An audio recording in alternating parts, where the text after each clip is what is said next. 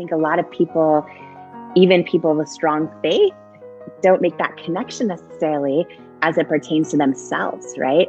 I was in a discussion with a bunch of women on Instagram about body image and about the idea of loving your body versus shaming yourself for your body. And, one of the things I talked about was similar to what you just said, actually. I was saying, one thing I try to think about a lot is like, if you can't cheer for yourself, cheer for God's creation, which is you. Yeah. Which is you, and shifting that mindset around it. I would love to hear just a little bit of the story between nobody believes me, everybody hates my brand, and $1.9 billion to L'Oreal. Like something in there happened. Something went right. Could you kind of talk about how and when you finally caught traction, and what that little season was like?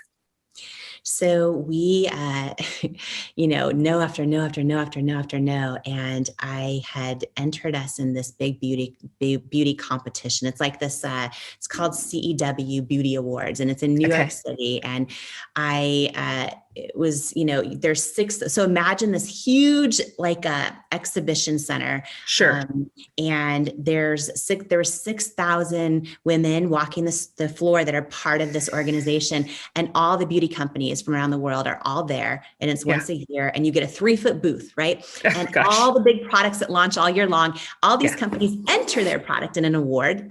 The hope of being there is that all the 6,000 women walking the floors vote your product to win one of the awards. In my case, that would have meant like, oh, maybe some of the stores will take me in, or maybe I'll get press. And so we're down to like literally almost no money left. And I had entered this competition a while back, entered this annual thing. So I'm there, I'm at my 3-foot table. You're not allowed to leave your 3-foot table, and you're supposed to just demonstrate your product over and over and over for all of the people walking by.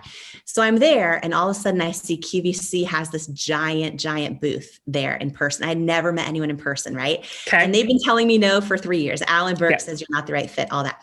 And I'm like, oh my gosh, if I can just like sneak away and meet someone, maybe that will help, right? And I'm sitting there like kind of disassociating myself from what's actually happening. So all these women are walking by, and I'm like talking about the product, and I'm not paying attention. I'm really just focused on how can I get to that QVC booth without getting kicked out, because you're not allowed to leave your booth. Sure. So I'm like praying for the right words. I'm praying for the right timing. I keep trying to sneak away, and then the buyers are mobbed over there. So then I go back to my booth, and eventually I get over there. I talked to a buyer at QVC. She knew who I was based on not me, but the company name, because she'd gotten a million samples over the years. And I was like, I think your customers would love our product. I just pour my heart out to her. Yeah. She gave me her card and said, let's set up a meeting sometime. And I thanked her. I went back to my booth. Now, in that moment, I thought, does she really mean it? Yeah. Is this just a courtesy? Like, here's my card. Yeah, totally. So I'm back there now at my booth, continuing demonstrating the product over and over. As our concealer by Under Eye, and I'm demonstrating it over and over and over, and still not paying attention, really not present, because I'm now replaying everything I wish I would have just said and all that. Sure. All of a sudden, a woman comes up to me. And she introduces herself, and she says, hello, my name is Miss Lisa Mason. I'm a QVC show host. She'd been a show host for 17 years. I didn't realize that earlier in the night, she'd come up to me and I was demonstrating the product with her. I didn't recognize her, and because I was not paying attention. And I was like, oh, and she goes, I just want to tell you, I think our QVC customers will love your product. Wow. And I looked at her, and tears started streaming down my face. I think I freaked her out, because she didn't know what I knew, which is like, totally a lot of business. Everyone has said no. Of course. And I think I scared her, and she's like, oh, sugar. I don't have any say over if the product goes, she goes, but I want to let it's you know. It's not a contract. Yeah, totally. Yeah. She goes, but I want to let you know, I love your product. And I went up to our head buyer over there, and I told her she needs to give you a chance. And I was like, thank you. Totally. I freaked her out. So long story short, we got a meeting. We had a meeting with the buying team, and QVC's over in Pennsylvania. So I flew out for that. We got a yes. But here's what it meant. And this part of the story, by the way, probably the biggest life business lesson I learned in the whole journey. We got a yes. And what it meant was we got one shot to go on QVC live in this 10-minute segment. And we either had to hit their sales goal or not come back. And here's the context, right? We're doing, 2 to 3 orders a day on our website. Yeah. I learned that to hit their sales goal in that 10-minute window, we have to sell over 6,000 units of our product. Over 6,000 units, and then I learned that the offer is a consignment offer. So what that meant was I wasn't going to get paid for the product yet. I had to figure out how to pay for, manufacture, ship in over 6,000 units of our concealer. And then if it didn't sell, I would have to take it all back and pay for it, right? So normally, you would never want to say yes to that. Like there's that saying in business, never accept a purchase order you can't afford to lose, and could not afford to lose it. But we also, at this point, it was hundreds of no's. And it was like, okay, well, we can do it this way and go bankrupt, or we're probably going to go out of business anyway. It was that moment. Yeah. So we decided to say yes. Then we had to figure out how to pay for the inventory. So it was over 20 banks said no for an SBA loan. This tiny bank in California gave us an SBA loan just for the amount to cover just the inventory for that one QVC purchase order. So everything was on the line, is my point. Yeah. And we met with third-party consultants. And this is where one of the biggest, I think, and most difficult decisions I've ever faced happened. We met with consultants that said to us, and they help so many people sell their product on QVC or in stores, and they help a lot of people, and they're amazing, and they give you the best advice they know. And they said to me, okay, if you want a shot at doing well, here's what you need to do. You need to produce your segment this way and use this type of model, which was all flawless skin. Of course. I'm like, okay, but here's my thought. I go, what if I go on and I have real women, like what if I put a model in her 70s and all different shapes, ages, skin tones, and skin problems? I go, what if I take my makeup off and show my bright red rosacea? And they're mortified at this idea, right? And they're saying and we would argue about it, because I'd say here's the thing, when we talk about intuition, my intuition said, here's the thing, if I'm sitting at home watching someone show a product and I don't see someone that looks like me, totally, how do I know it's going to work for me? Right. And I was like, this doesn't make sense that you have one age and one skin tone and flawless skin. This doesn't, but they were giving me the best advice they knew. They wanted me to win. So I was in this spot, right? So many of us get in this spot in life where our gut's telling us one thing, and then experts are telling us another. Yeah. And I flew out to QVC a week before this one big shot, and I got this rental car, and I every single day for a week, Jen, I sat in this rental car right out front of the QVC building. It's this huge campus, and I just watched people walk in and out of the front door, and I sat there and prayed and cried and went through all these scenarios in my head, right? Because I was like, okay, because there was so much pressure. I knew the next time I walked through those doors, I was going to walk out either bankrupt or with my whole life changed. Totally. No in between. Yeah. And I just thought okay. And there were moments I know you can't fake authenticity. I know that. I know viewers are smart. I knew intuitively that the only way to succeed was to fully show up, and with that authentic mission and why I was doing what I was doing. But oftentimes we know the right thing to do, but it's also the hardest thing to do. And so there were moments in that car where I struggled with doubting my own gut. I thought thoughts okay, well, if I try it their way and then maybe it works, sure, right, eventually I'll try it my way. And I just remember this moment in the car where I was okay, it was this big epiphany moment where I was trying to imagine who my customer was and who is going to be watching, because QVC is live television shopping channel, but it's live to 100 million homes. And I had this moment in the car where I was I kept imagining, for whatever reason, a single mom in Nebraska folding laundry who was so busy that she forgot she mattered and forgot she was beautiful. And I was I would rather have her turn on if she's going to bless me with 3 seconds of her precious time, I would rather have her turn on the television, see me showing real people that look like her and calling them beautiful and meaning it, even if she bought nothing. Like, I'd rather do that than sell a crap load of product and stand for nothing. And Good. so like, I knew what I had to do, and I remember, walking in the door of QVC, and I remember walking in the studio. Oh, and by the way, I learned that you're not even guaranteed your 10 minutes. Like, if I went live and all of a sudden it's not going well, and we're like a minute or two into the presentation, you might see your clock jump from 8 minutes left down to 1 minute left, like that.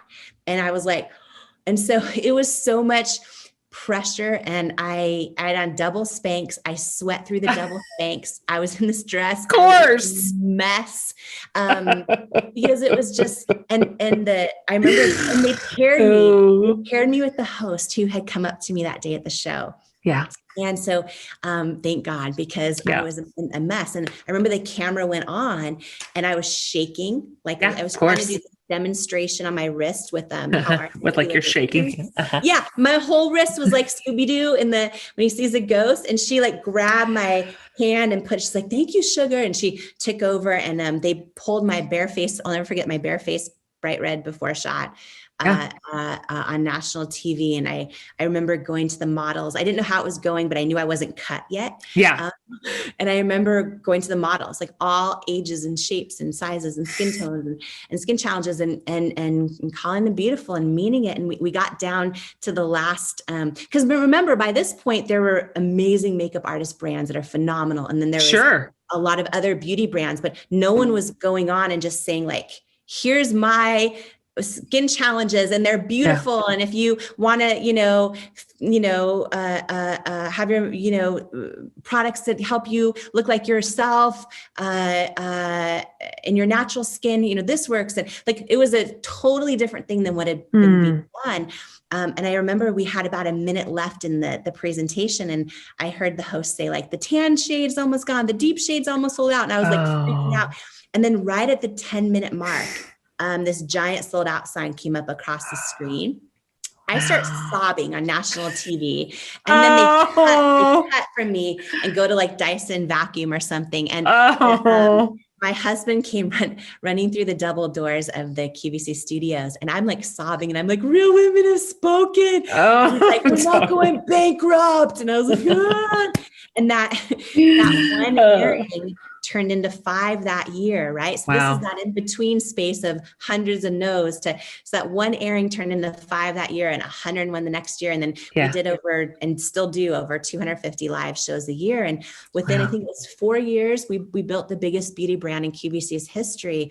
And I only share that because it was years of them saying no, and not just no, but you're not the right fit. A firm no.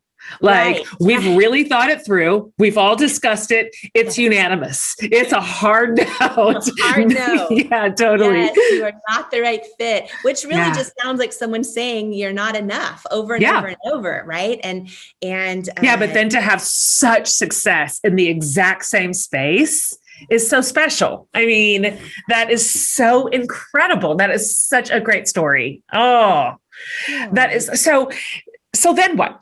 Like, you're telling this great story. I'm just like listening, like you're like I'm at story time. We eventually got a yes from every single place that had said no. And some of them happened shortly after our QVC success. Others, like in the case of Sephora, took a total of 6 years of no's to eventually get a yes. And so then we kept building and building. And, I had this whole dream of trying to shift the definition of beauty in the beauty industry. And so I was like, we've got to go global. And so out of this office that we finally made it out of our living room. We were in a townhouse. And then we made it out of there and got an actual office space. And then we started growing and we grew to over 1,000 employees and started launching international. Like, I couldn't believe my own success for a while. And I thought at any moment it may come crashing down. So I was working 100-hour weeks for years. I realized, like, I got to the point where I was addicted to work, and we had tried to have kids for a decade, and I was having miscarriages, and all of these things were going on where my husband and I realized, like, when he would call me, I thought it was a work call when I'd see his name on my phone. Like it was to the point where work was our whole world. And so part of, I think, learning to trust yourself is also learning when to not trust yourself. And we realized, right, that I didn't trust myself to not keep working the way my parents did growing up, frankly. And then I wanted to try and change history for myself personally. And so that was also part of the reason where I'm like, you know what, I think we need to sell the business or partner with someone. We thought about going public, but in that case, you're still running it as well. And it's kind of all on you. And so it was a big, so we started taking, when I had that realization, we started taking meetings with L'Oreal, and then they weren't interested for a long time. It was 3 years of them saying no to a potential partnership. And back to the rejection is God's protection. By the time they did want a partnership, so did a lot of other people. Yeah. So it was this moment where all of a sudden L'Oreal wanted to buy the company, and so did a lot of others. And so all of a sudden the price was so much higher than what it would have been. Yeah. And it was kind of like the stars aligned, and so that was 2016. We decided to partner with them. And then I stayed on. They made me their first woman to hold a CEO title in their 100+ year history of any brand. Oh, I didn't know that. Wow. Yeah, it was and it was kind of a real cool experience. And everyone there is like in couture, head to toe, and all the right handbags, all the right stuff. And in the early years, so in the 3 years they were saying no to us, I would feel like, should I wear cooler clothes to these meetings? Sure. But what I realized is, because we stayed true to who we were, like I never started, like I was always just maybe odd who you are compared to who I am, compared to their culture. But by year 3 of our meetings, part of why, because we stayed authentic to who we were, because we didn't fit in, we were different than the 40 other brands they own. And so because of that, we had created something so valuable. You know what I mean? And I think absolutely. You hear your authenticity is your superpower. And in this case, it was in every way, shape, and form. Like, had we ever start changing who we were to listen to all the advice from the stores telling us no, or even some of the advice from L'Oreal over the years and the meetings that ended with no, if we had made those changes that didn't feel authentic to us, we probably never would have been purchased by them for that much. And we probably never would have built a company that lasted. Do you know what's so funny about that? As you're telling that story, I have such a clear memory, because when I was, let's see, honestly, I think I was 22. I might've been 23. I went for the very first time. I don't even know if you know what this is. It's kind of in a bygone era, but there was this huge conference that traveled around, a Christian conference called Women of Faith. I don't know if you ever heard of that or went to it, but it was like an arena conference, like an arena tour. And I'd never heard of it. And I'd never heard of it because I think that year was its first or second year. But anyway, it came to the town that I was in. And didn't know the teachers. All the speakers were older. They were all in their like 60s and 70s, and funny and wild and irreverent. Like, I didn't know you were allowed to do that and be a Christian. I hadn't seen that version yet. And I didn't know that women could speak like that. I just never seen anything like it. I'd never seen women in kind of having agency over their own faith and gifts as communicators. That was just news to me. And so anyhow, I remember, so I went that first year to Women of Faith in an arena in Tulsa. And then 2 years later, I went to another arena. And I remember sitting, I was like way up in the nosebleeds, and I'm 24 maybe at that point. And I remember where I was sitting, like to what angle I was facing the stage, when I just had this very clear thought, like, I think that I am going to be on the stage with those women, which was an absurd thing to think, and absolutely absurd. I mean, I was a teacher. I taught fourth grade. I had never even I'd never been in adult work. I worked with 10-year-olds, and then inside marriage, I worked with students. And so at our church, I didn't even know women. Anyhow, it was so clear and it persistent. It just hung on for years. And then, 8 years later, I surprisingly to myself, even move into this space as a writer and as a communicator, and then ultimately as a teacher and speaker. And so in 2015, their event, and so I'd seen them back in 1996. So in 2015, the organizers of the event got in touch with me and said, it's the farewell tour. It's the last year of Women of Faith. It had been like 20-year run.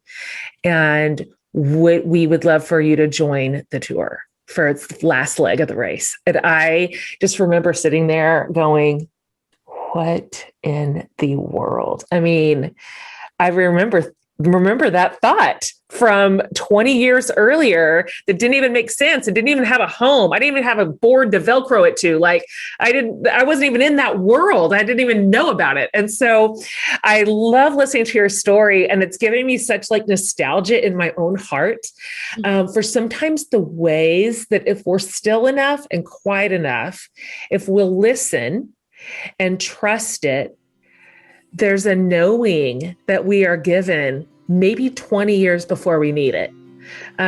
Maybe 20 years before it's even going to ever come to fruition. And yet there it is. And thank you for including that part of your story. You know, I think Denise and I, very much like you and Paulo, we literally started from scratch, like super build a dream things. She started exercise studios and built them up to just powerhouses. I started teaching on the internets and, none of it, we didn't know how to do any of it. Yeah. We just didn't know how. And that's the thing. Some of you are stopping because you don't know how. I'm like, just get in the game. You figure it out in motion. So. Yes. And, there's this whole idea of how you never feel ready. You know what I mean?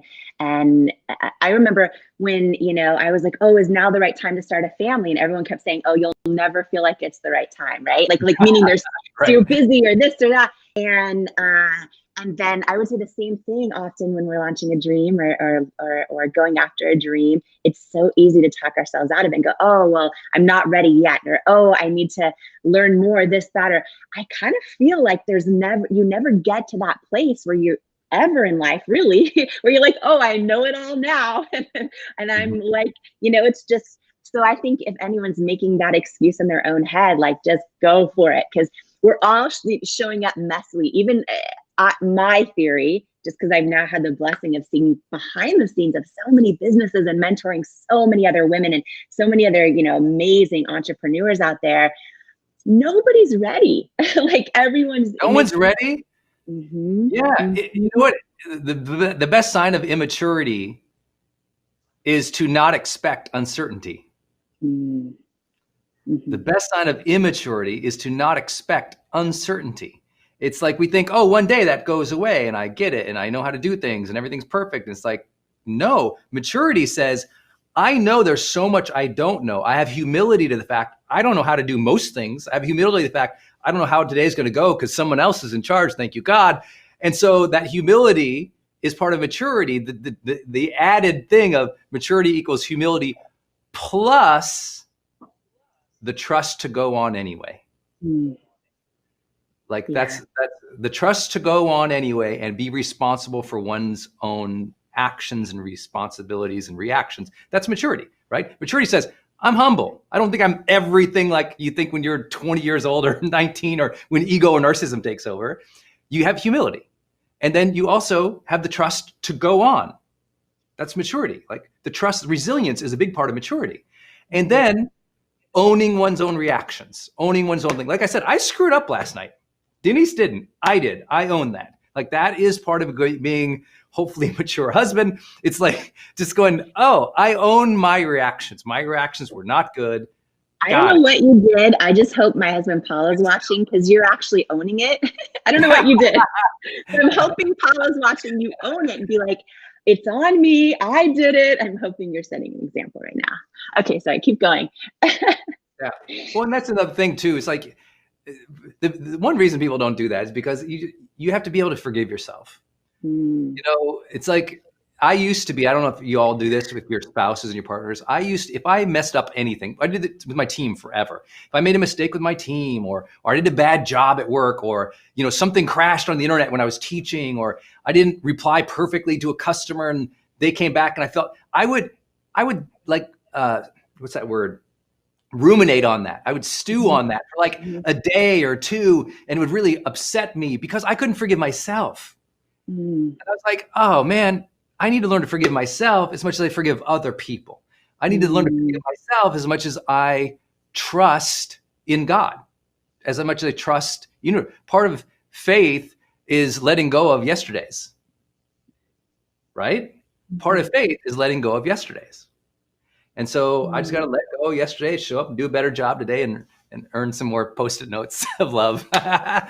So, well, I think, on this whole journey of everyone starting their dream, I think those are big, big things, because mindset, how we handle ourselves messing up, how we handle mistakes. I have people close in my life that have a very hard time saying I'm sorry, or I made a mistake, and when they start to do the work in therapy and all that, they realize, when I was little and I would mess up, if they made a mistake, they were taught that they were the mistake. They were taught they were bad, not that what they did was bad, right? And so we're all on this journey of figuring all that out. And, one thought, Brendan, I want to share also on the whole idea of starting your dream. I think another thing that can get in our own way or hold us back is just this idea of do we have what it takes? Are we enough? Do we belong? And one thought that keeps popping in my head, and then one story to share, because I looked at this journey I sort of just came out of, right? I started IT Cosmetics in my living room, couldn't afford to hire anyone for years. So I was trying to do every job. Raise your hand if you're doing it all right now. Yeah, raise your hand. If you're just you're doing it, you're the ultimate do-it-yourselfer. That's what happens when you start something new. You're the do-it-yourselfer. So anyway. Yeah, well, and you know what? There's no shame in that game. Listen, that's how you got to do what you got to do. And Paulo, me, eventually we hired one of my closest friends of over 20 years. She was in my wedding, a bridesmaid, and she was 6 months pregnant at the time. She was our first full-time employee. But all of us, we were doing everything we didn't know how to do because we couldn't afford to hire anyone. And it was like Googling. I mean, this sounds crazy. Now that I know more, this sounds crazy, but Googling, FDA regulatory compliance and writing packaging and all the things that Google, you just thank you, Google. Thank you, Google. And one thing I want to share actually with everyone, I believe this famous quote is by Dr. Seuss, I believe. But if anyone out there is feeling like they're a little odd, or they're trying to hide the parts of them that are weird or that might not be accepted in the industry they're in, or they might be tempted to conform. Maybe someone's starting a coaching business and they're like, oh, well, maybe I need to kind of conform a little bit to get more clients, or are people going to love me for me? All those thoughts we have, no matter what dream you're starting. And there's that Dr. Seuss quote that says, you have to be odd to be number one. And when I think back about that, I want to share a quick story in case someone needs to hear this today, that they have to be odd to be number one. And you know what? Hold on 1 second, Jamie, because that's so good. Y'all, here's what I want you to do. If you're getting any value from these morning shows right now, tag up a friend. Take a friend right now who you know is starting this dream, or who needs a little personal growth and encouragement, or how to fight with their spouse last night and they're trying to repair, or someone who needs some relationship advice. So if you tag them right now, then what happens is they'll see this replay. And so if you get them in, that will help them see the replay. So if we covered something that would be helpful, but also take someone who is chasing their dream, who's starting something, invite them in here today, because if you don't know Jamie's story, she literally started from scratch, built the $1 billion company called IT Cosmetics.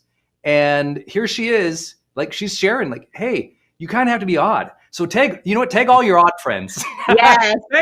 Take up all your weirdos, all your odd friends, take up your tribe, take up your team, let them know, just get them in the game. I mean, this is your chance every day with us in Growth Day. Our hope is we bring a little bit of empathy and encouragement and direction to your growth journey, to you being a better person, showing up better, making it happen. And you know what? People like us in personal development, we feel odd. The fact that you would watch a show like this to inspire yourself to have a good day, you're weird. You're like us already. You're our growth crew right here. This is our growth crew with us today, Jamie. That's what I'm going to start calling the Growth Day members. It's our growth crew. We're in this crew together. We're growing together. How do you gain and keep momentum? And that is the hardest thing we've been joking about so many times. It's like sometimes technology gets in your way. Sometimes your spouses gets in the way. Sometimes sometimes life gets in the way. Your health gets in the way. But you know what? If every day you can sense that you brought a little bit of intention to the day and you took just a few actions towards the things that matter the most to you, and you realigned with the best and the highest, truest, strongest part of you, even just for a minute, an hour, you took a breath, you're good to the kids, you have good intentions, you're working hard. I can tell you each day can be fulfilling. And if we're going to have momentum towards something, let's have it towards a fulfilling life. What do you think, Jamie? I think it's so good. And I think a lot of times, people tend to feel like, oh, I fell off of I fell off the track and I got off track and whatever. And it's like an all or nothing thing, right? And sometimes when you've lost momentum, it can feel like it's easier just to stay not on track, right? And it can feel heavier or harder or more difficult or more challenging to get back on track with your own momentum. And I think what's been so powerful about this week is this idea of, oh, it's okay. You give yourself grace if you feel like you've lost momentum. Yes. But taking that one step, right? Like taking that little thing and could you talk to Brendan about just the power of how momentum builds and also I was thinking about this morning when I was out doing my walk. Just this idea, because you talk a lot about summoning joy, and you know what I mean? Can you summon momentum? And I'm curious what you think about that. Well, most people are summoning momentum every day, but it's unconscious, and the momentum might not be in the direction they really want to go in. Right? Every day we are summoning something, whether we will acknowledge it and take responsibility for it or not. Yeah. Our routine patterns, behaviors, thoughts, efforts, they're leading to something. And they're probably leading to exactly how you're experiencing life now. Like our life now is not a culmination of how the week is going. It's what were those decades of intention you had? What were those decades of showing up when no one saw you showing up, right? Like our life, when you're in your 20s and your 30s, you now get to go, oh, it's decades. When you're in your 40s and 50s, it's decades of a pattern, of a rhythm. Denise and I were talking about momentum this morning and how to get it, like positive momentum. And she had a couple ideas I'll throw by you. One, she said the importance of momentum is a result of a routine. Like you need it, we always talk about it. You have to have scheduled time. You have to do it. She said, you just have to, it has to be a routine. So that's just what you do. First, set a routine. And the best way to set up routines, guys, when people struggle with that, is called anchored habits, which is if you want momentum in your life, anchor a new routine or habit on something you already always do. So let's say you want to have a healthier lifestyle, and every morning you tend to walk or drive your kids to school. Okay, well, that's something you already do, walk or drive kids to school. Then what you do is go, right after that, go to gym or come home and work out on YouTube. Like, it's like you're already doing whatever you are already doing, anchor before or after that, your new habit you're trying to create. And now it's just something you do. It's something you're gliding it in there. So that's establishing routine. Denise also talked about the importance of making sure that you integrate or have identity with the wins and the progress. But the favorite thing she said this morning, and I'll stop, favorite thing she said was she always had special projects. And I thought that was so mind-blowing, almost profound. It's like, if you want momentum in your life, sometimes you're just doing the grind, you're doing something every day. It is routine, it is rhythm. But you got to have something. There's always a special project that you're working on that you feel like it's your little secret skunk works project, and you're tinkering and you're working towards it, or it's a special project you're doing to get better on the side that's going to help the main thing. But it's like special projects. I always think of like, I'm always working on a special project, so I feel momentum in my life, even if this thing, like running my big online business, that's just something I do every day. But so I have this special project of writing a book. And now it's like, oh, I'm that special project has momentum. I feel great about life, even if the big thing isn't going as fast as I want. That's so powerful, because sometimes we think the momentum we need to feel is in like the day-to-day job or in the thing. The main thing. If we're, but it's like, oh, that's a whole nother way, not only to bring joy. I love what Denise said, but like having a special project and maybe your momentum is there, right? You know, one thought too that comes to mind is a lot of people say, well, I want to try to feel more gratitude in the day. And you know, there's, I'm trying to remember who shared this a long time ago, and I thought it was so good. And I started doing this in my life, just that even every morning, the second you wake up and before you put your feet on the ground, just saying thank you, whether it's to God or thank you. Wow, I'm alive today. Like I feel the air like entering my lungs today. I'm opening my eyes and I see the ceiling or the colors around me in the room or whatever it is, right? And just literally, if that becomes a daily habit, you start building momentum of gratitude in your life, right? And it's so simple, because a lot of people are like, oh, I try to meditate and it's like, I can't, and then they stop, and all the things they're trying to implement in their life. But sometimes just the simple things, because one of the things you and Denise talked about that's so good is attaching something to something you already do, right? So in the morning, we already wake up and maybe it's like hitting your alarm or whatever you do, but maybe it's before you put your feet on the ground, just like taking a second and saying, thank you, God, I'm alive, you know, thank you, universe. Wayne taught me that. Wayne Dyer taught me that. Okay. Yeah. So his whole thing was he turns out of bed, he puts both feet on the ground, closes his eyes, just really centers and says, thank you. Thank you. Thank you. He says it 3 times. Like that's his rhythm. And I just love that. And do you do that? Do you do that as a practice? I do that. I wouldn't say as a good practice. I miss it. I would say I miss it 60% of the time. So I miss it a lot. But the good news is I've got so many other gratitude practices. Denise and I walk, when we walk, I try to make sure the first few things I talk about is something I'm appreciating or grateful for. It's been something I've been working on in my own life. The high performance planner that I use forces it every day. I don't have a choice. It's like, that's one of my routines. I do that. The planner gives me the momentum. It gives me that mindset. So I fill out the high performance planner every morning, and it's essential, because I'm I'm a hot mess without some routine in the morning to get me going. So I'm not, a lot of people can start the day and they are just on fire and they are good to go and they are super smart and focused. I am not that. I need a morning routine to lock in my mindset, to lock in my intention, to know what the heck I'm supposed to do today, to just get going, you know. So whether that's a workout, movement, green tea, coffee, whatever's going to be that day, I just need a little bit. I'm not one of those get up and go guys. What I love so much about you sharing this, I just have to call this out, because so many people, millions and millions and millions of people now, millions and millions and millions of people now know you for your whole library of New York Times bestsellers and for all your high performance research and habits and planner and all the things. And, you know, they know that Oprah and her whole team, there's so many people go to you to live their best life, for a better life, to perform at the highest levels. And I think what's so cool about this Growth Day morning show is you are also sharing like the real stuff, in the sense of the impact those things have on your life, but that you are also, just like so many of us, where to share that you're a hot mess in the morning. If you didn't have these, this is really powerful, because sometimes people, like, you guys, let me know in the comments if you can relate to this. Sometimes, and even with the launch of my book, Believe It, now that I'm reading so many people's stories and everything, I realize that, oh my gosh, so many people think like momentum and motivation are things that happen to other people, or they're just kind of that way, or they're just born that way, or they're, you know, that kind of thing.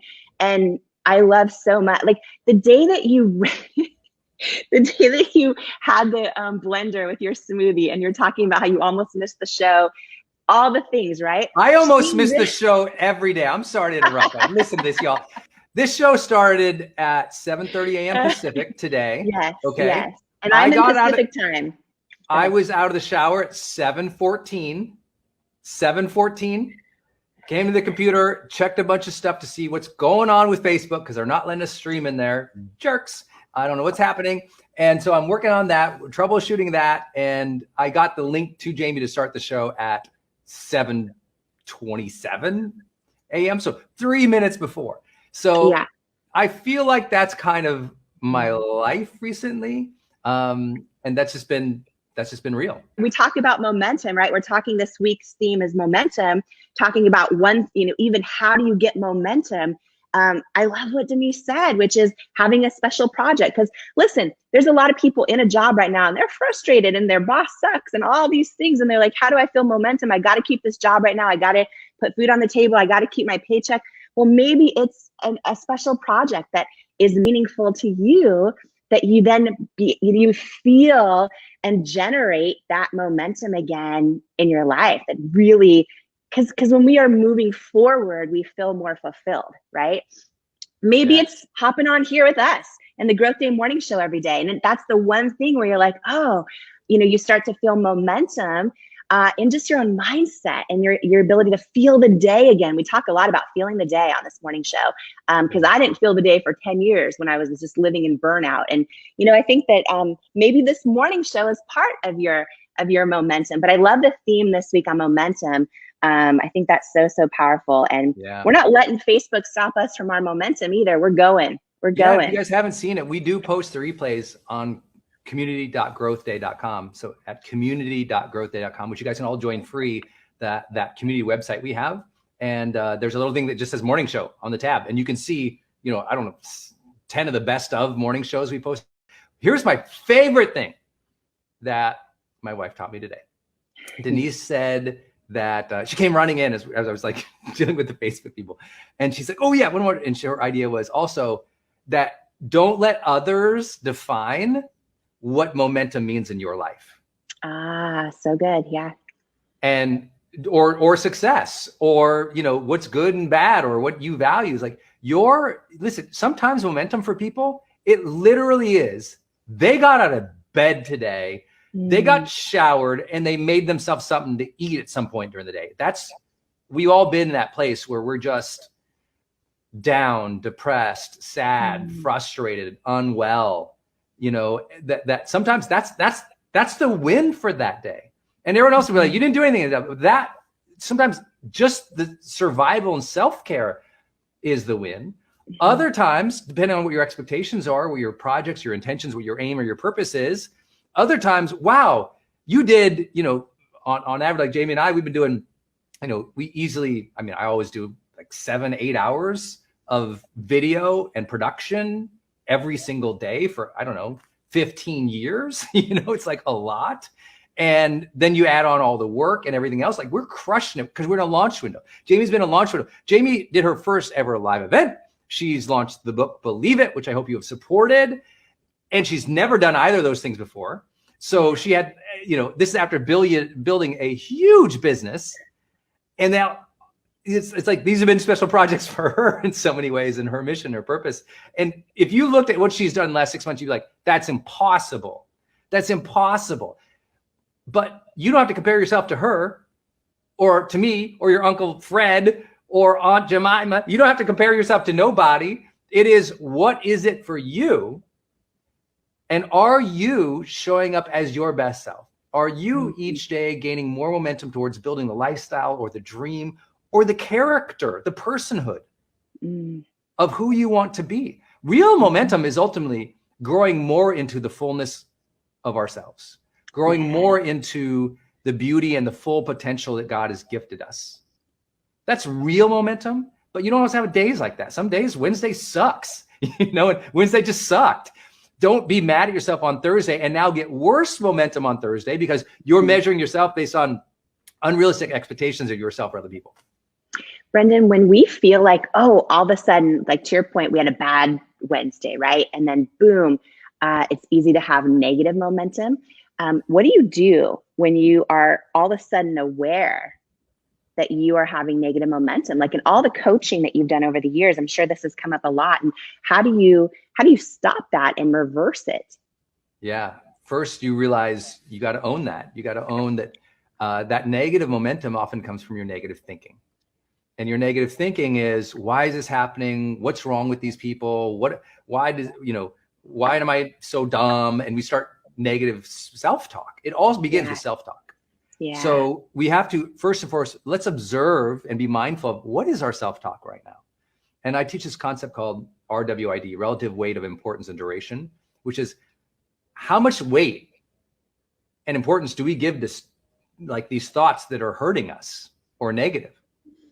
And if you want to turn it around, you got to start a new, more affirmative, like affirmation-based self-talk, which is honoring of yourself, which is honoring of what you're trying to do, which is honoring of life and God and spirit and purpose. It's realigning with honoring life versus dishonoring self. And so what happens, you lose momentum because you beat yourself up. How do you beat yourself up? You say crap to yourself. When you say crap to yourself, now you want to eat crap. Now you want to lay around and do crap. Like you're just like, everything falls apart from what's up here. Everything comes back up to here. You can never forget every negative thing happening is ultimately coming from, I'm not talking about the external one. I'm talking about what we generate. Right. It is coming from what we are speaking to ourselves, the stories we tell ourselves, the excuses we tell ourselves, the way that we speak to ourselves is setting our real intention and inspiration, motivation, direction for the day. This is why in Growth Day, and what I'm telling everybody, please pay attention to, your primary thing that you must do in your personal development is you must consume and pay for and invest in great personal development. And the reason I say that isn't, I don't care if it's mine. I don't care if it's Growth Day or something else. You need something going into your brain, whether it's podcasts, which can be free, or people's online courses, or you're reading a book, because that's also going in your brain. You need this positivity and this purposeful conversation going in your head, because the more you wire that into your brain, the more your brain is set up on that frequency, so that when the lower frequencies of self-doubt, self-harm, upset come in, your brain goes, oh, no, hey, that's a weird station. That station should come in. We're on this station. And so you got to wire that into your brain. This is why personal development is so critical. And for those of you who I call it like self-help apologists who are like, I don't really like self-help, but I do. And because they think it makes them a dork. You're a dork. Welcome to our community. We do this. This is why this woman became $1 billion business builder. This is why I've probably, nearing 1 billion video views of all of our training and our courses, and certainly, the impact and impressions we've been able to make with personal development, because people know you cannot get momentum and you can't be your best self without a dedication to self-awareness and self-mastery. Without a personal development edge, you will always be mediocre, because you'll just settle into the comfort zone. There has to be that conversation in your head saying, you got greatness in you. You can do this. Remember what you're capable of. Try hard, show up, believe in yourself. You got this. Jamie's book, Believe It. Like, you need those things like grooving into your brain if you're ever gonna have breakthroughs. So good. So many people in the comments saying, thank you guys for talking about the negative momentum, right? Because, so often it's like, we're like, here, the positive, all this stuff, but then that's so real for so many people. When you have that negative momentum, what do you do? And something you just said that was so powerful about honoring life instead of dishonoring yourself. Yes. Like, can you just share? Where's the mic to drop? Because that's like literally though, that's so powerful, and how it all starts in our mind. Are we honoring life, or are we dishonoring ourselves? And how when you think crap, you eat crap. I can relate to that one. All those things, especially in the past few weeks, all those things. But that's huge. Will you just, Brendan, if you can, because a lot of people are in that space of feeling a little bit negative momentum, and especially after the past 14 months. But the idea of turning it around by honoring life instead of dishonoring yourself, that's huge. Yeah, it comes from me. From me, I'm a person of faith. I believe in God deeply. And I am somebody who, I just have this belief that having reverence for life is the real secret. And I have reverence for life because multiple times I've faced my death, but I've also been with people in hospice as they've died. And I think if you have the opportunity to be around the difficulties of life, you appreciate them more. And if you have the benefit of having a blessing or a connection with God, creator, universe, a source, whatever you want to call it, wherever your faith or tradition is or isn't, I think what's powerful is for me, I know this is for me, I won't dishonor life by speaking ill of God's creation. I believe that you're a gift of God. I believe that people are. I believe that people get in tough spots and do irresponsible things, and some people are not well. I believe that explains a lot of the challenges and the issues and the evils that we see in the world. But I also believe that there's some higher plan. I believe that there is something that is very special, that we are alive on the spinning globe in this unfathomably huge cosmos and universe that is constantly expanding, that we don't even understand how it's happening. I think is a very precious and beautiful thing. And I believe that falls down to unit economics, which means it applies to you, which means if you believe the universe is special, then you have to believe you are.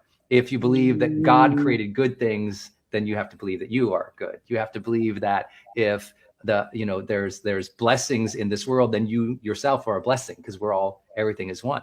And so I just believe to speak ill of myself that's not just self-harm. And we know, listen, any psychologist or therapist tell you having negative self-talk is going to derail your life. It's going to ruin your relationships, ruin your health, ruin your wealth. It's terrible, right? We all know that.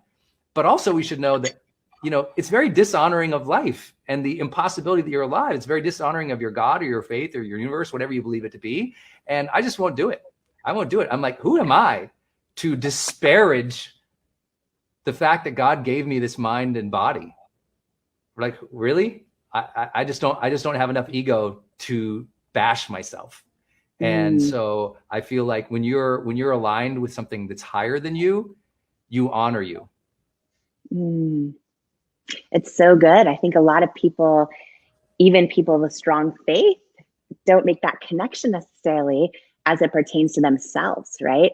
I was in a discussion with a bunch of women on Instagram about body image and about the idea of loving your body versus shaming yourself for your body. And, one of the things I talked about was similar to what you just said. Actually, I was saying, one thing I try to think about a lot is like, if you can't cheer for yourself, cheer for God's creation, which is you, and shifting that mindset around it. Today, after a billion days, you in a hotel promoting Believe It book launch, you get to go home. How's it feel? Yes. I am so excited. It's been a crazy stretch. Talk about momentum. I've been in this hotel room for 21 days. But I'm super filled up though with gratitude. I did a walk this morning, and I'm just like trying to appreciate the moment of everything. I'm so tired. Honestly, like I'm really, we've done, 2 live events. So from the time I got to the hotel room, it's been 21 days. We did 2 live events, 15 Growth Day morning shows, 6 QVC shows. So the last 48 hours, why I'm here so long is I had a live event on Sunday, but then went right into a midnight QVC show. Then yesterday had 4 QVC shows plus another keynote. So it's just a lot, but also great. But if you want the truth, this morning, I literally, no joke, someone will understand me in our Growth Day community. Because I have more shows today before I fly home. So I was doing my makeup, and then I looked in the mirror, and my eyebrow, this one, I drew it way up here. I'm like, oh, I got to go home. I'm so tired. At the end of 21 days, I drew my eyebrow up, and I'm like, okay. So I had to take it off, redraw it. I'm like, this is a good time to go home, to take a breath, and then to build the momentum again, because I'm so passionate. I'm so passionate about what I'm doing, and it's, I believe in it so much. So that's what makes it exciting. But yeah, it's been a long stretch, and a lot of momentum building. And in some ways I feel like too, it's just the beginning, right? Same for you. I mean, you've been working so hard on everything with Growth Day, and it's like, oh, but it's still just the beginning in so many ways. I think that's the most important thing for people to get. You know, it's like there's this hope that one day you don't have to keep the momentum going, or one day everything calms down completely. But if it's part of your purpose, you're always going to be working for it in some way. And it's not going to be easy. Yesterday I shot, I'm like, there's always something going on. Like right now, literally my little broadcasting here is just blowing up with all these, you know, StreamYard's not connecting to Facebook, like all across them. So all of them, it working on Facebook or no? Yeah. No, it doesn't look like it. It's no. Or is it? Oh. It is in some pages. Apparently. Yeah, I just went all these things saying it's not. Oh so no. Okay. It's like, but that's normal. It's something. Yeah. Yesterday I tried to film a sales video, registration video from one of our programs. And if for my audience who knows me, they've seen me on stage talk all day, you know, uninterrupted, no notes. All of my 20 plus online courses I did, and almost all of them in one take.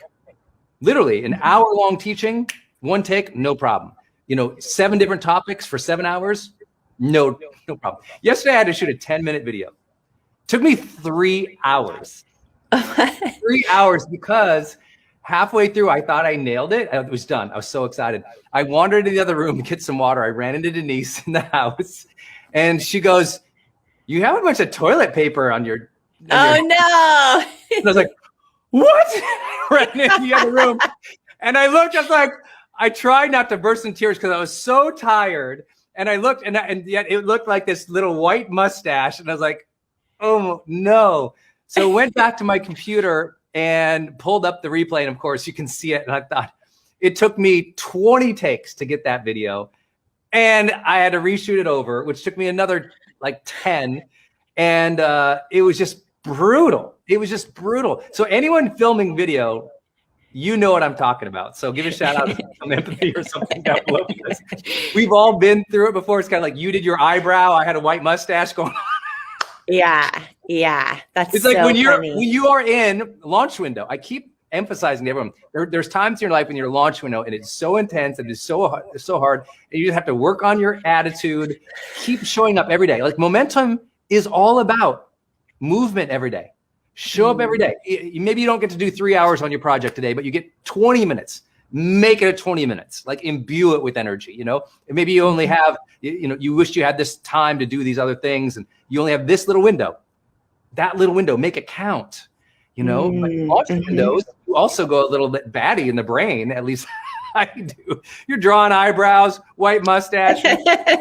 It's like you don't finish all your checklists of all the things you have to do. And guess what? That's life. Keep a positive attitude, keep chugging along. You know, and I think too, giving ourselves grace is so important. Like when we hopped on this morning to get ready for the live, I was laughing with Sarah here, because I was like, you know what?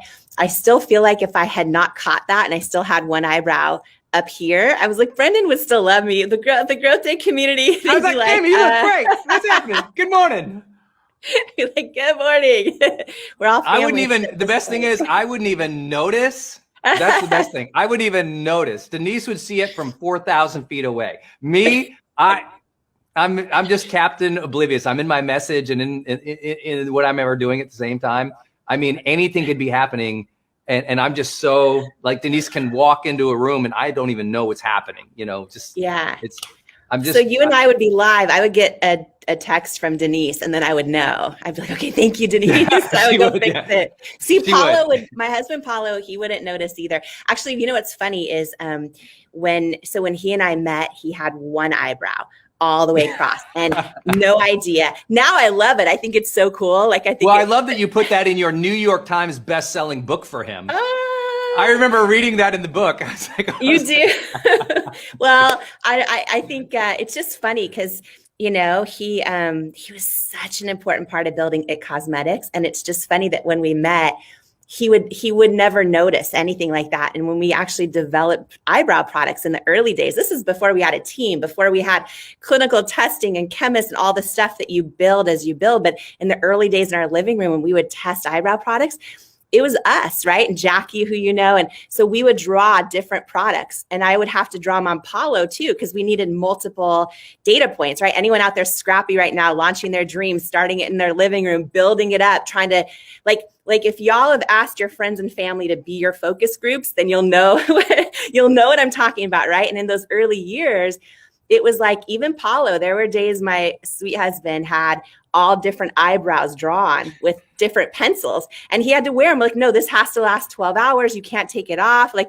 So we would work days in our living room with multiple eyebrows. Anyway, this morning, with me just being so tired and drawing it up there, just reminded me of that. But it's like fun times. And by the way, you know, a lot of people feel like if they're in their living room right now and they're just starting their dream and they're still drawing the eyebrows on their partners and they're still asking their friends and family to be their focus group and all that, like those days still are some of the most fun days of momentum. Because even though you're in this space where, you know, it doesn't feel like you're getting traction, you're still, that momentum, even in the start of something, even when it's like not glamorous, that momentum is still really powerful. And then I also, everyone I know who's gone through the scrappy years that were hard, and everyone I know looks back and those are like some of their fondest memories, you know, but when you're in it, you're like, how do I see past it? Am I ever going to make it? Am I ever going to get traction? You think all those things, like, especially when you don't want to see your own ATM receipt because it's painful. Like, you know what I mean? You hit the no receipt thing that's what I did for years. And it's hard to see past it, but everyone I know who has that breakthrough, whose company builds, right? Those are some of their favorite times. And so I just want to call that out this morning, just saying, like, I'm so fondly thinking about, after misdrawing my own brow today, thinking about the days of Paulo and me and like all the eyebrows and Jackie, which, by the way, Brendan, I was live on QVC last night with Jackie. Which is awesome. So just full circle. And so just to share with everyone, she was the very first employee we were able to hire full time at It Cosmetics. And we hired her when she was 6 months pregnant. She was a girlfriend of mine for so long, and we could barely afford to pay her. So we were able to pay her first before we ever paid ourselves. And she was kind of like all in this journey. And so to see her last night, such a boss, like she runs a few departments at It Cosmetics. She's live on QVC selling a Today's Special Value, crushing her sales goal, all these things. And I'm sitting there going on with my book, right, last night. And all I'm doing is going, wow, look at my friend. Like, look at my friend. You know what I mean? Like, she's like great? Flying. Yeah, it's so great. And she's such a boss. Gosh. And she, you know, she had a really, really tough upbringing, which I won't get into here, but, you know, she had a real tough childhood and went from trailer park to trailer park to trailer park. And, you know, she's someone, well, I share her story in my book with her blessing, but, you know, she ran away finally from an abusive household, and the police officer that arrested her for running away, him and his wife ended up adopting her as a teenager. She ended up figuring out how to go to school, and she is just someone who has always believed where she comes from doesn't have to determine where she's going. And when I met her, I just knew, I'm like, this is really, and we met, Brendan, just to share with everyone really fast, sorry to get off topic, but I just think these moments are really special in life, how you meet friends, and you never know who's going to walk into your life, who's supposed to be part of it. And she and I met by dating the same sketchy guy. Like, she was she was living with this guy. I met him in school, and we started dating. And then one day I get a knock on my door, and I open it. He's at my house hanging out. I get a knock on my door. I open the door, and there's this beautiful girl sobbing, and it was Jackie.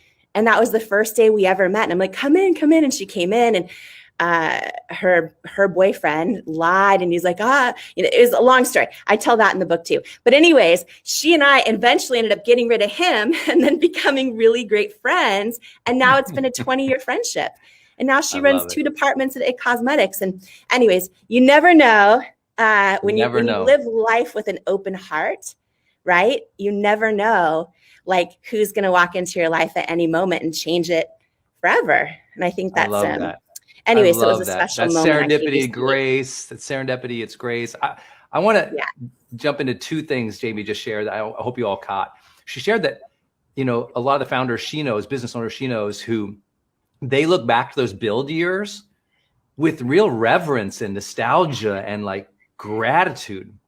And so for those of you who are building right now, where you feel just like all this stress and doubt, just have faith that that stress and doubt becomes strength and development, right? That what happens one day, you get, because of the stress and doubt, you actually get stronger if you work through it. If you stop because of the stress and doubt, you always live there.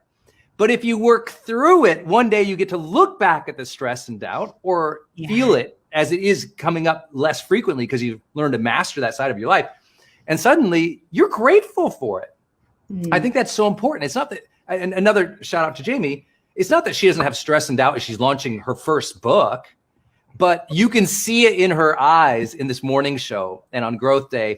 Her energy, she's bringing joy to it this time. She's like having fun. I turned on the thing today because we do a pre-show before you guys get on, and she's just laughing and carrying on. I'm just observing my friend laughing and having a great time in the midst of a launch window. So you learn to do launches better. You learn to find peace. You learn to bring joy. You learn to feel the experience, and it gets different. And second thing I want to shout out about Jamie, which is what she just said, just watching her friend last night on QVC, which is just, I mean, what a beautiful story for International Women's Day yesterday. You know, here's Jamie celebrating her friend who's now getting a piece of the spotlight, you know? And so how can you in your own life, is there a friend who needs some appreciation today or elevation today? Is there a team member who needs some empowerment today? Who can you lift up today? Is there somebody you could just send a positive audio text to? Growth Day members, you know, I teach this, send 5 audio texts a day, or texts of appreciation to people just to elevate them and lift their mood and spirit. No need for, you know, some kind of return favor. It just send out goodness in the world. And you know what? The more goodness you send out, the more you get over yourself. You know, a lot of people want to find happiness and they think, well, I'll sit here and I'll meditate on my happiness all day. It's like, oh, you want to be happier? Send gratitude and prayer out for others. And that will get your mind, the monkey mind, off of like obsessing about your merry-go-round of doubts, and it'll put goodness into the world. Like put goodness into the world, appreciate, elevate other people, and just hear how Jamie's talking about her friend Jackie. She's just like so excited for her and celebrating her. And I've seen Jamie do that over and over for other women. So I hope you all will pick up her book, Believe It, because you're going to learn a mindset there of there is no competition when you're in your authenticity and you want to see other people rise up. It's a whole different path. And that's why she was able to go to this whole other level in building $1 billion business. So pick up Believe It if you haven't got it yet. And if you have got it, read those first 50 pages, tell all your friends. Let's keep the momentum going for Jamie on Believe It. I love the theme for today, which is good things are to come.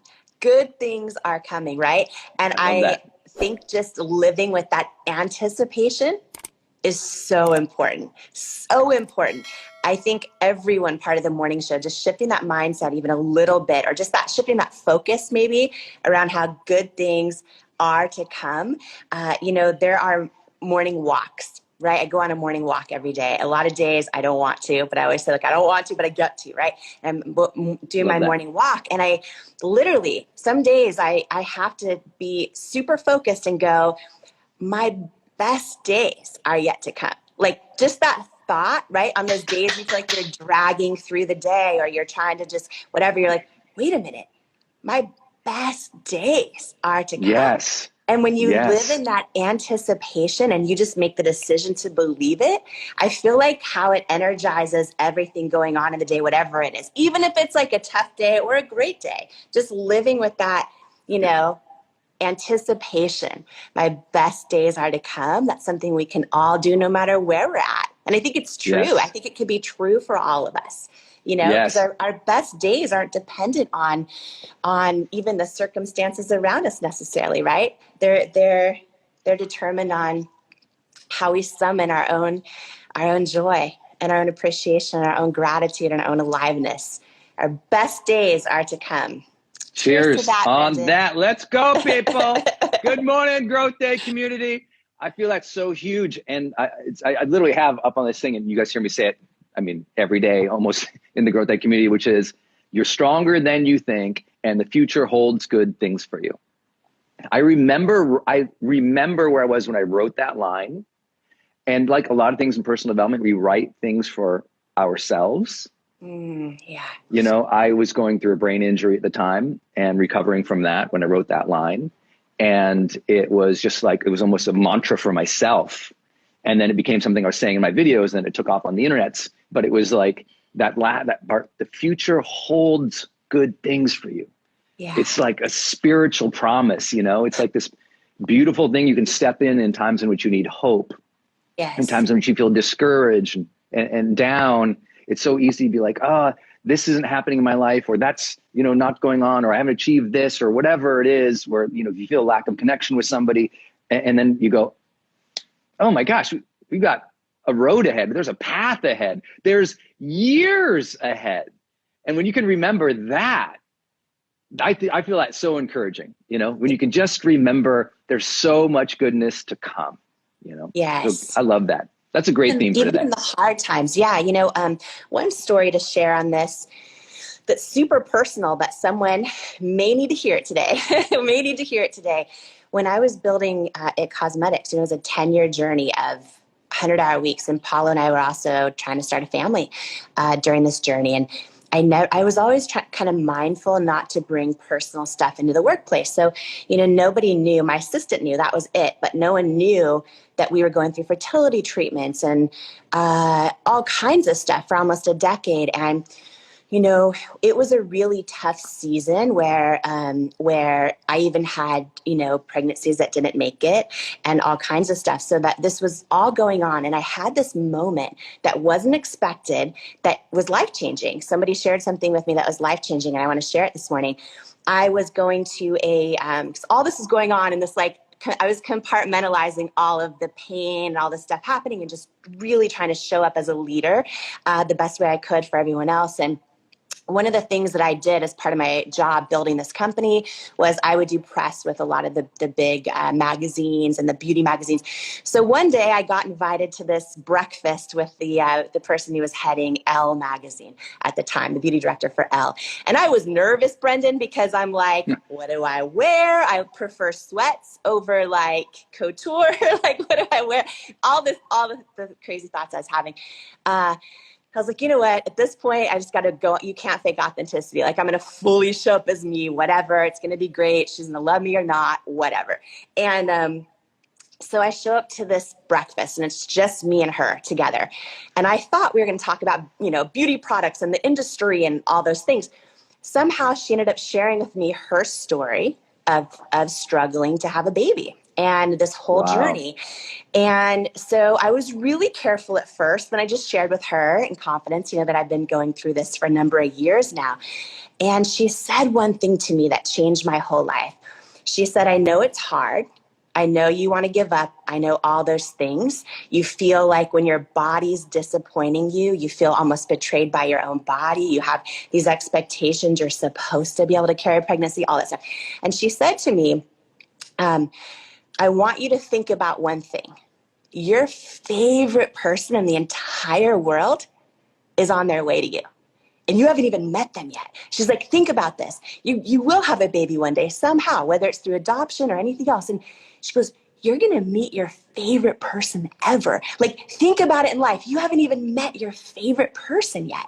And I'm like, and so from that day forward, and this went on for years more of miscarriages, of all kinds of tough stuff that I went through, I would keep that seed of hope, of anticipation, of good things are to come, where I would just think, oh, but my favorite person, like, I haven't even met my favorite person in my life yet. Like, they're coming. And so the day my daughter Wonder was born, I was like, I met my favorite person. And now my daughter is 2.5. I have a son now too. He's 10 months. So I have to have two favorite, but like, she's my favorite person ever. But I remember it was years. I mean, I don't know how many years of living with that. Good things are to come. My favorite person's on the way, even when I didn't see a way. Even when I didn't see how it was going to happen or if it was going to happen, I mid the decision to decide, even on the toughest days, my favorite person is on their way, right? So living with Wow. that expectation that great things are to come.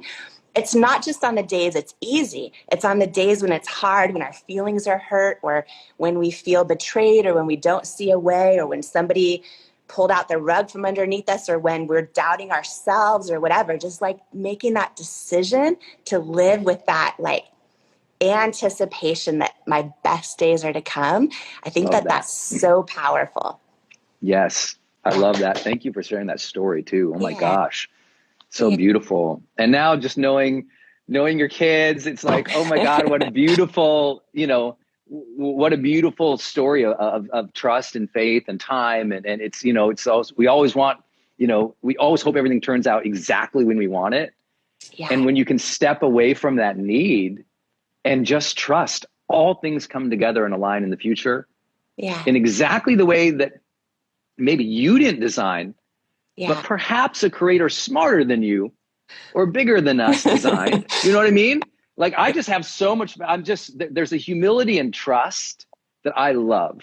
I know many of you guys are going in a huge week, right? You've got all these things you need to accomplish. And we always talk about Friday finishers. I got a post the other day. I was like, Brendan, what happens if you don't finish the thing on Fridays? Do you feel terrible? I'm like, no, you give yourself grace and it goes on the Monday to-do list. There's plenty. There's so much on my Monday to-do list that I thought was going to be done 7 Fridays ago.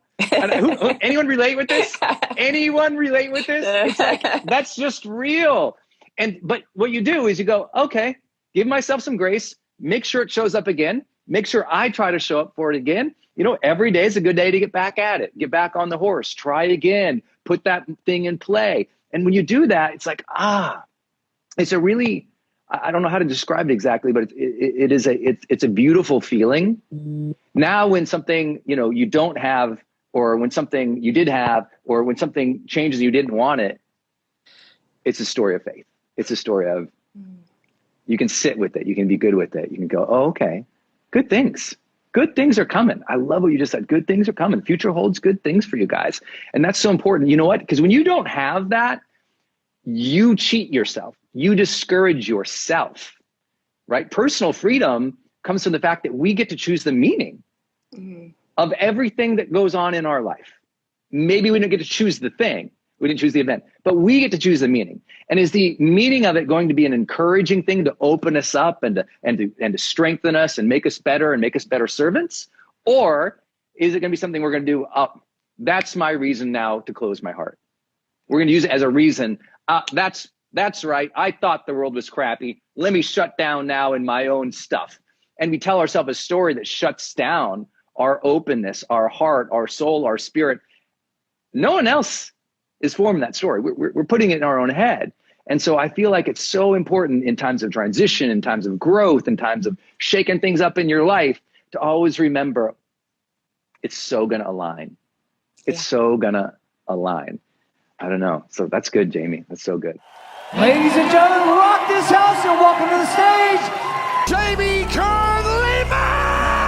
Baby Kern Lima! Every single one of us has had someone tell us we're not enough. Every single one of us has had someone say words to us that hurt.